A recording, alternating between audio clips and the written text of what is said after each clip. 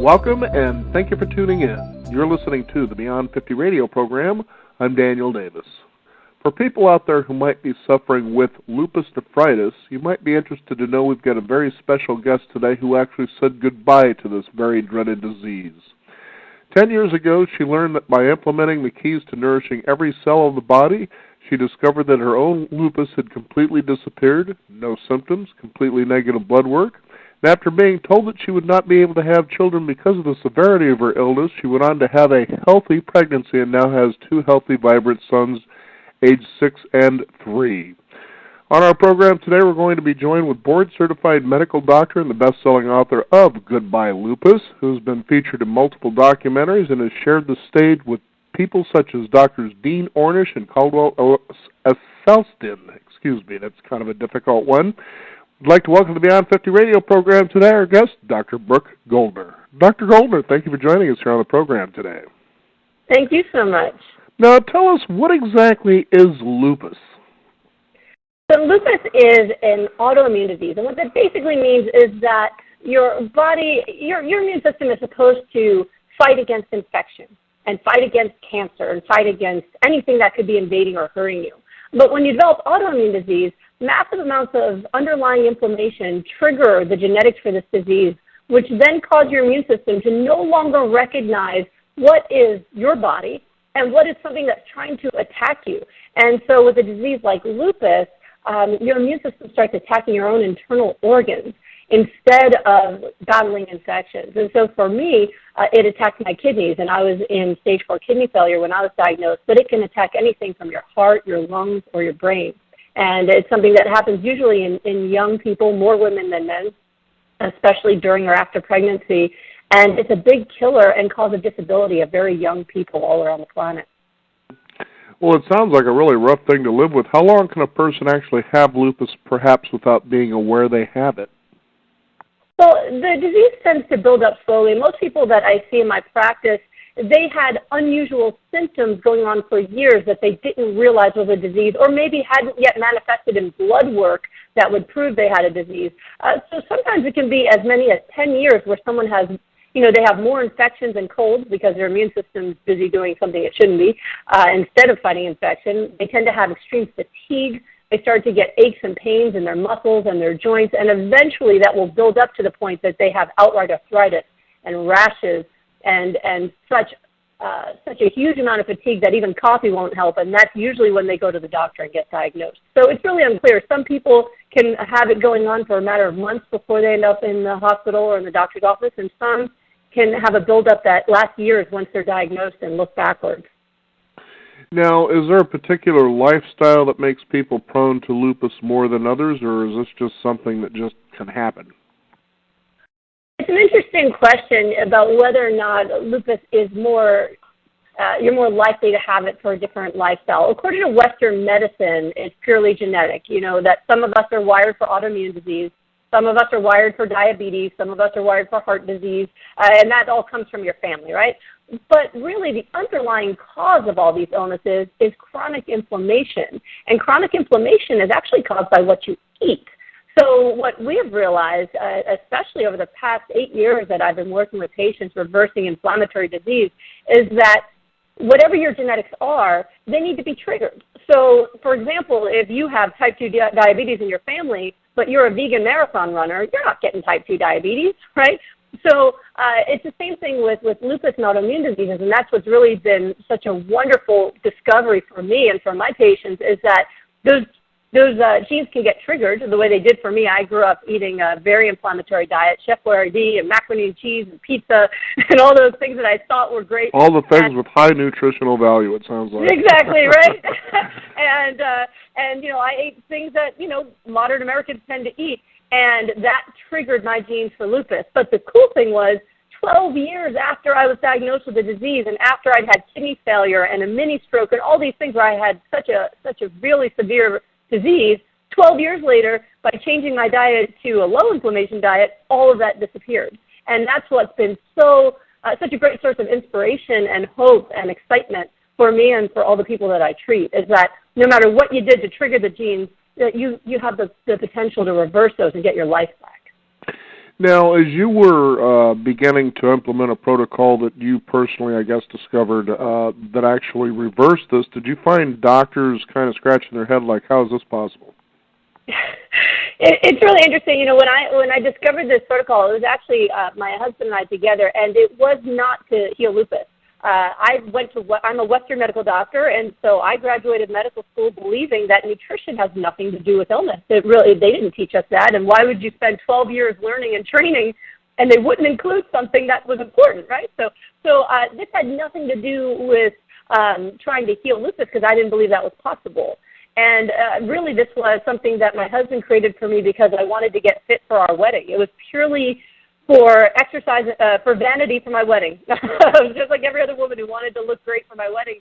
And, you know, I found a man who wanted to marry a sick woman who could not have children, who wouldn't have a long lifespan, and he knew he was going to have to take care of me probably pretty soon after we got married as I got worse. And so finding this amazing gem of a man, we decided to get married in Maui, and I wanted to look good. So his nutrition protocol, adapted for me with my dietary changes that were important to me, magically created this scenario where in 4 months, not only did I get the benefit I wanted for my figure, where I went from a size 11 to a size 3 and I looked beautiful in my wedding dress, but 4 months later when I got my blood tests done for the first time since I was diagnosed at 16, they were all negative for lupus.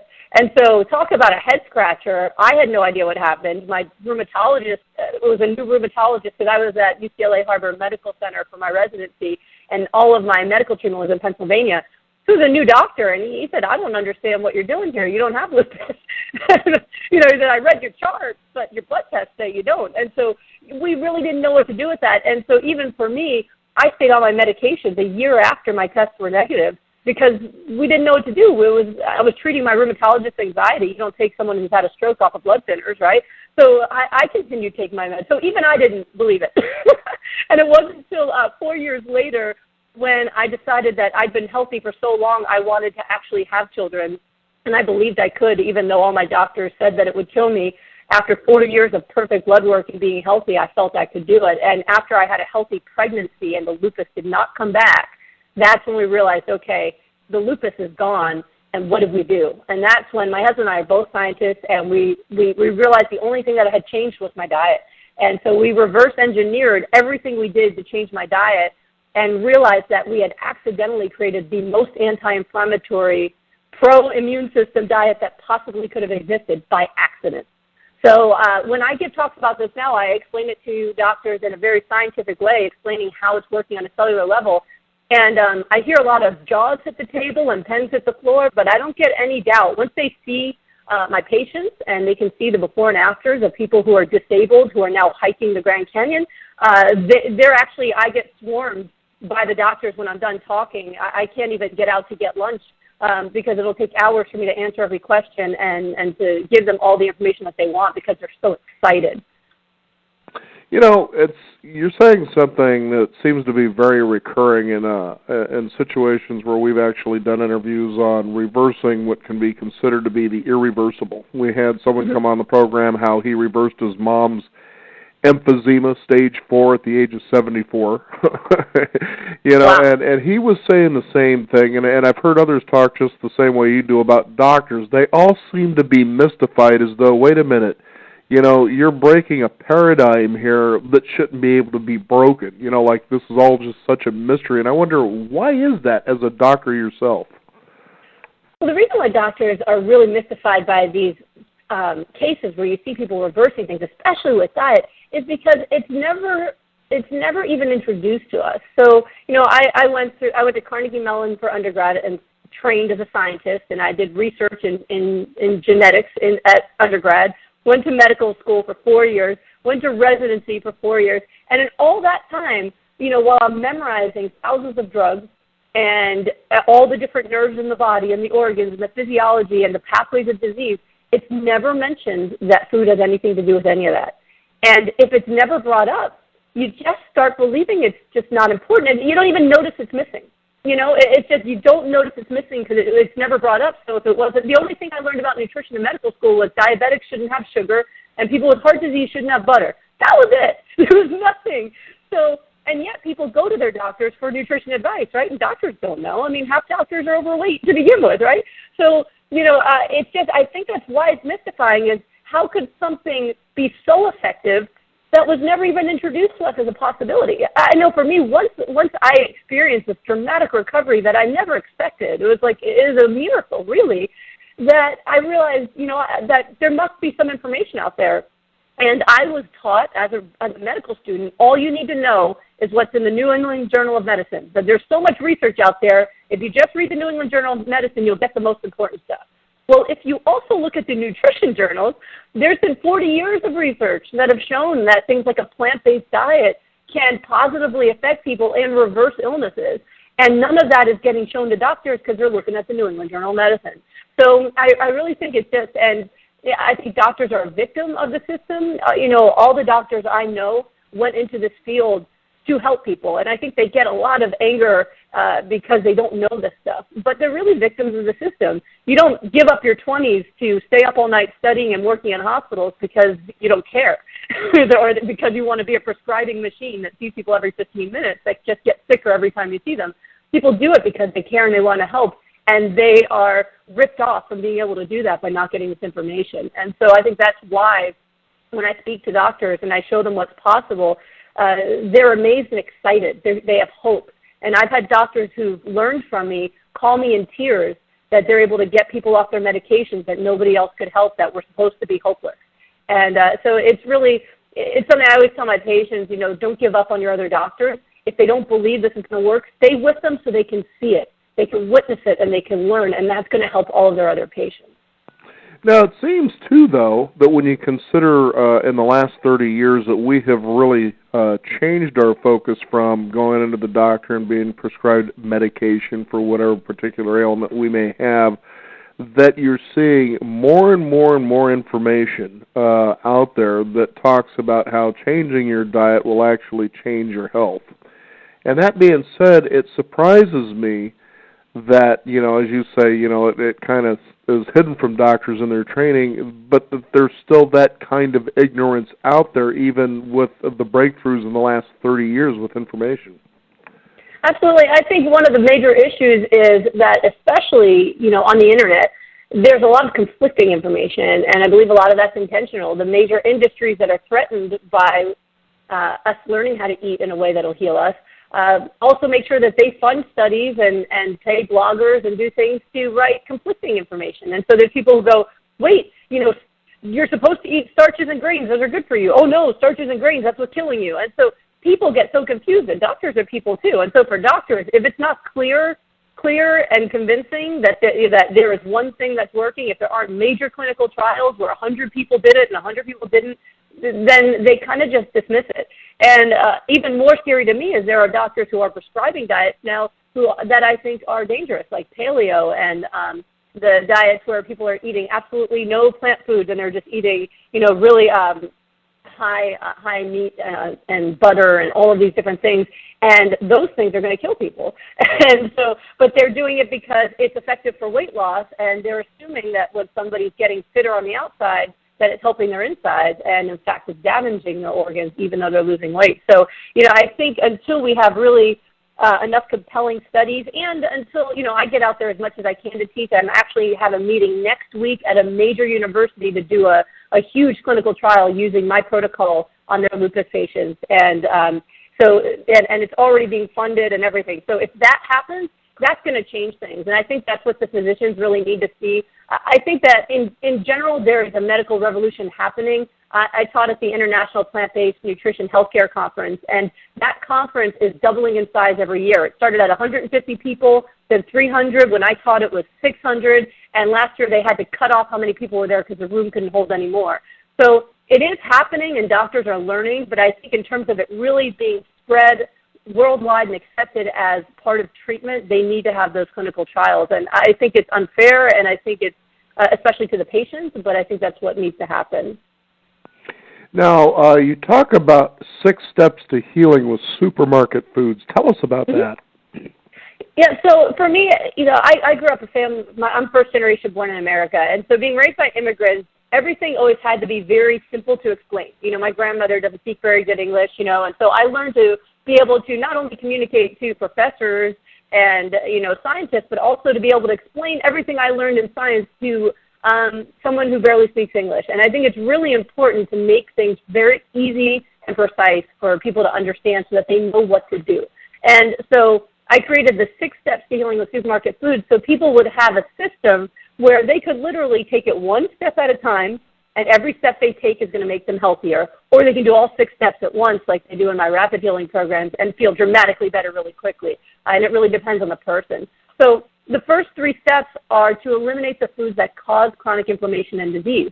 And those are animal products like meat, eggs, and dairy, oils, like every kind of oil except, olive oil is the only one that's not inflammatory, but you still don't want too much of that, but in general, oils. And 3 is processed foods, which have a lot of oils and also have other chemicals in them that actually trigger an immune response right after you eat them. So all of those foods directly cause inflammation and cause the immune system to be overactive in a negative way that's causing disease. And the second 3 steps are really, really important because a lot of plant-based diets out there, they tell you what not to eat. Okay, don't eat animal products, don't eat oils, but they don't tell you what to eat.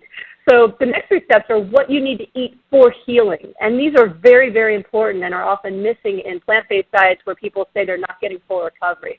And the first one is high levels of raw foods, focusing on greens and cruciferous vegetables, which have so much nutrient density. You're talking about vitamins and minerals and phytonutrients, phytoenzymes. Everything your cells need to heal themselves are in those foods. So high levels of raw foods, especially greens and cruciferous vegetables. You want to have omega-3 fatty acids, preferably from chia seeds and flax seeds, which create your anti-inflammatory immune cells. So if you don't eat those, you can't fight inflammation. And so for most folks, they don't get any omega-3s, and that's part of the problem. And the last one is hydration. Unless you're properly hydrated, your body cannot do the chemical reactions that need to take place for healing. So physically, you cannot heal. And so most folks are just severely dehydrated, and I recommend people get at least 96 ounces of water a day minimum. And when they're doing one of my programs, I take that up even higher while I'm monitoring them. And they start healing rapidly once we do that. So all of those things, when you do them together, within most of my clients that do my 4-week healing program, they're doing all 6 steps at once, and then they meet with me every day to make sure they're doing it right. Those are the people that are literally going from disabled to walking and then hiking and biking in a week to 2 weeks. And that's what's gotten the attention of a lot of these hospitals and researchers. But even for people who do it slowly, who say, I can't change everything tomorrow, they can literally start with one of those steps and do it as they feel ready to, and they're going to make dramatic improvements in their health. But all 6 steps are necessary to get the full effect of what food can do for you.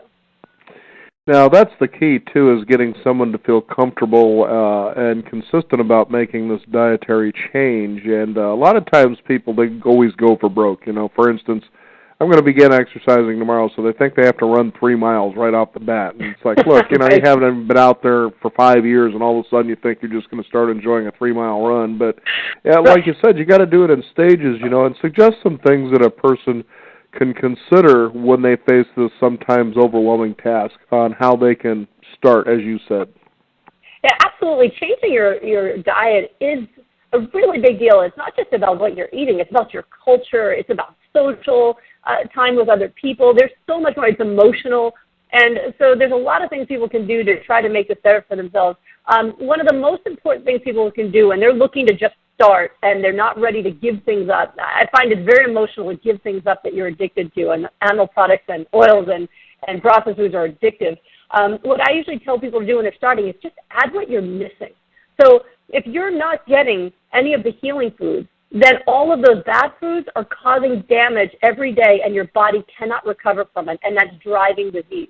And so for folks that I meet who are literally on a fast food diet plan, I get them to add something called a green smoothie, where we put in, about 5 cups of greens in there, and then whatever fruit they like to make it taste good, and a handful of flax seeds for omega-3s. You put water in there to blend it, and now they've got the healing foods, all 3 of the healing foods, all done. My husband and I call it the smoothie solution.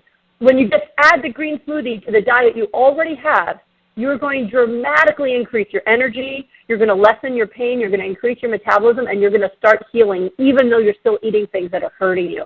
And so when people start doing that, they naturally start to crave better foods because they'll have that green smoothie and say, well, Dr. Goldner said that if I have the smoothie, I could still have my burger. So they'll have the smoothie, they'll feel amazing, then they start eating the burger and they feel horrible. And they go, you know what, I don't think I want to finish this burger. And so it naturally makes somebody want to make those changes rather than ripping away everything that they love and then telling them, here, you're just going to have these greens. So I think that's one of the best ways to start is to just add what you're missing. And the other thing that I think is vital when I see people really succeed is to have support. For a lot of people, there's resistance in everyone that they associate with for them getting healthier. If all your friends are eating junk and drinking and doing all these things that you're trying to avoid, the peer pressure is tough. Even for grown people, the peer pressure is tough. And so I really recommend people get support. I love meetup.com. I join all sorts of, I'm in a vegan parents group and a raw group and all these things to meet other like-minded people and get together and eat good food. And my husband and I actually created a free online community for people all around the world just to be able to get that support. It's called smoothieshred.com, and it's 100% free. And we have people from literally Australia, Africa, all over the world, and all they've done is they all agree to have a green smoothie a day. And they post pictures of themselves, and they post their results, and they give each other love and support. And that has been really essential for those folks who, you know, they maybe can't afford to get treatment, and they don't have people in their lives to support them. But when they join that group, they get free recipe for green smoothie, and they get support. And they are literally getting off their medications, anxiety medicine, blood pressure medicine, autoimmune disease medicine, just because they have the support of that group. So I think if you can add those two things to your life, then you're going to be on the right track to succeeding at actually changing your diet and getting your health back. Now, what's really interesting, too, is you talk about how somebody will do one of these smoothies and then they'll think, well, I'm going to go for the burger, and then they eat that and they don't feel so good. And I remember my own experience years ago when I went out for a typical Sunday morning breakfast and, you know, the eggs, the hash browns, all that kind of stuff. And I remember after I was finished eating that, you know, the only thing I feel like doing is going home and taking a nap. And I wasn't even sure if I was going to be able to drive home without falling asleep at the wheel. And I realized, you know, this isn't the way you're supposed to start your day here. And exactly. So I don't do that. It's very rare anymore that I even have breakfast like that. It even hits in the back of my mind that if I'm about to, realizing there's a little bit of a sacrifice here, so I rarely do it. And like you suggest, you know, the smoothies are big, or eating that fresh fruit in the morning just, you know, just feels really good. But here was something else I wanted to add, too, because you were talking about the seeds. We have a guy here locally in Portland, Oregon, who has written this wonderful series of, I think there's 4 small books. They're called Kitchen Sink Farming. One of the big ones of his books is one on sprouting, where you actually take these pumpkin seeds or chia seeds or flax seeds and you actually sprout them, okay? And then you take them in, and he says by sprouting these seeds, you increase their nutritional impact by anywhere from 500 to 2,000%. And that just astonished me because I'd never heard or seen anything like that before. And he says, you will be amazed that after, it'll take probably anywhere from about 4 to 6 months, but he says as you go on this particular protocol, you're going to notice that your food is going to energize you. Then you're going to try to wonder, you know, what am I going to do with all this extra energy? And he says, you know, obviously there's a big difference when you're taking food in that gives you energy right away versus the food where you have that impact, as I was describing earlier, about wanting to take a nap because your body's actually having to use energy to burn that food to turn it into anything. And when you hear just the pure logic of something like that, it would be pretty difficult even for somebody who's established in the medical community to argue with something like this. Oh, absolutely. You know, I have I run into doctors all the time who tell me that they actually have my Goodbye Lupus book and my Green Smoothie book in their office to show their patients because they don't have time to teach people nutrition. They're making their smoothies every day. And when doctors are doing it, then they're going to teach their patients. So that's really important. But, yeah, I actually differentiate the types of eating. I call it nutritional eating and recreational eating. Nutritional eating is for yourself, and recreational eating is to get high. And, you know, when you get high on food, there's a price, and then you have to come down from it. And there's the regret and, you know, hating yourself, right? But nutritional eating, you know, 4 to 5 months, that sounds really long to me. When you do the green smoothies, the way I prescribe them are 75% greens. So, I mean, the blender is 75% packed with greens. And then you add your fruit, which is not for nutrition, just for flavor. And the omega-3s in the water, people get a jolt of energy immediately after drinking that. And then within days, everyone, I keep getting messages from people who ask me, is it normal that they don't want to drink coffee because they have too much energy?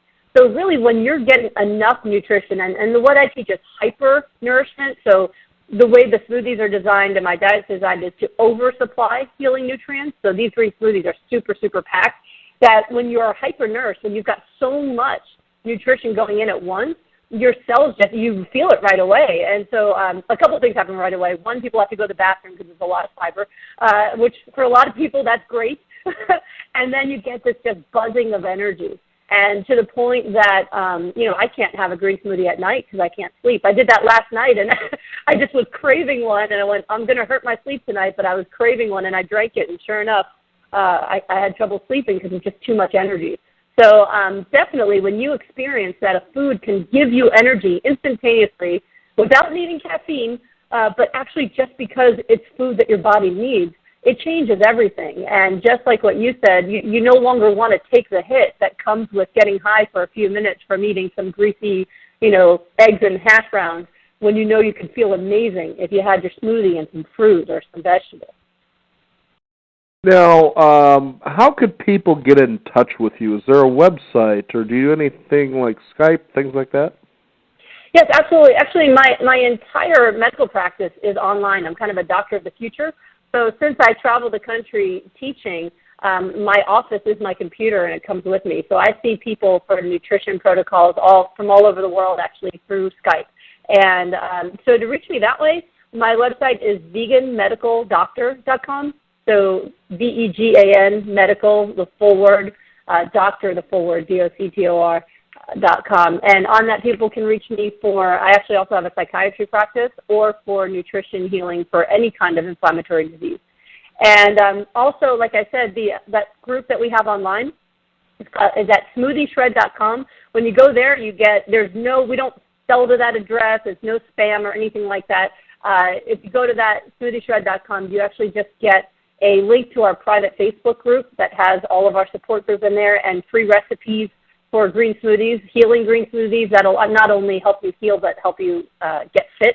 That's with my husband's world. And you get free exercise programs from my husband, who is a celebrity trainer, and he does that all for free. That's really our gift to the world, because we really believe that everyone should get the chance to grow up with the person they love the way we have, and we don't want anyone to miss out on the support and the information that they need to do that. Yeah, it's amazing if more of us felt better on a regular basis, just how much different the world might be. Yeah, and that's what I feel my true purpose is.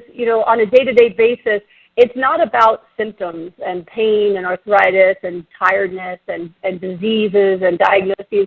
For me, it's about helping people live their purpose. Because I healed, I get to grow old with the most amazing person.